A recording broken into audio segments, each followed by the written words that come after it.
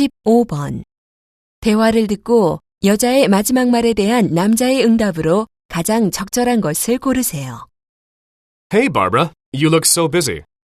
Hi, Tom. I'm doing my homework for science class. What are you doing with the wire? I'm making a magnifying lens with a piece of wire and some water.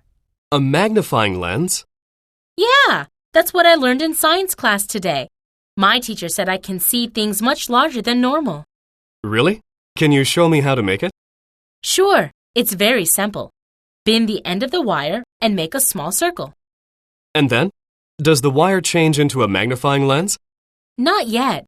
Now I'm ready to dip this wire into the water. See, I made it. Look at this coin through the circle.